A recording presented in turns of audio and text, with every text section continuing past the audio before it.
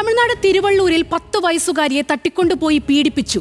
ശനിയാഴ്ച നടന്ന കുറ്റകൃത്യത്തിന്റെ നടക്കുന്ന ദൃശ്യങ്ങളാണ് പുറത്തുവന്നത്. അജ്ഞാതനായ അക്രമി പെൺകുട്ടിയെ പിന്തുടരുന്നതും ബലമായി പിടിച്ചുകൊണ്ടുപോകുന്നതും ദൃശ്യങ്ങളിൽ കാണാം.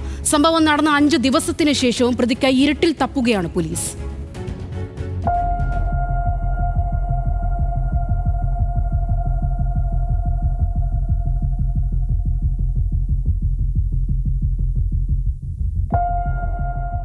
ജൂലൈ 12-നാണ് നാടിനെ നടുക്കിയ സംഭവം. 4ാം ക്ലാസ് വിദ്യാർത്ഥിനി സ്കൂളിൽ നിന്ന് വീട്ടിലേക്ക് മടങ്ങുന്ന വഴിയാണ് അതിക്രമമുണ്ടായത്. അക്രമി കുട്ടിയെ പിന്തുടർന്നു. ആളൊഴിഞ്ഞ സ്ഥലത്തെത്തിയപ്പോൾ പിന്നിൽ നിന്ന് ബലമായ കുട്ടിയുടെ വായ പൊത്തിപ്പിടിച്ചു. സമീപത്തെ കുറ്റിക്കാട്ടിലേക്ക് വലിച്ചിഴച്ചു.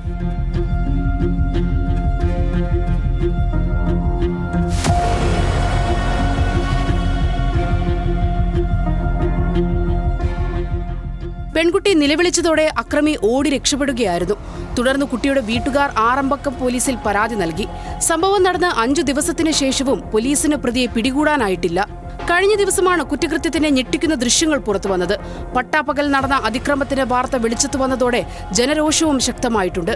അതിക്രമത്തിനിരയായ കുട്ടി ചെന്നൈയിലെ സർക്കാർ ആശുപത്രിയിൽ ചികിത്സയിലാണ്.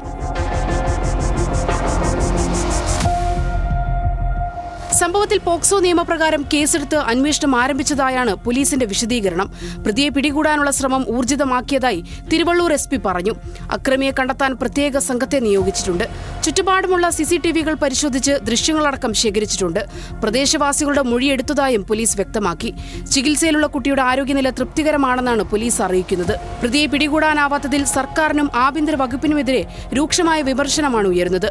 സംസ്ഥാനത്തെ സ്ത്രീ സുരക്ഷയിൽ ചോദ്യമുയർത്തിയാണ് പ്രതിപക്ഷത്തിന്റെ പ്രതിരോധം.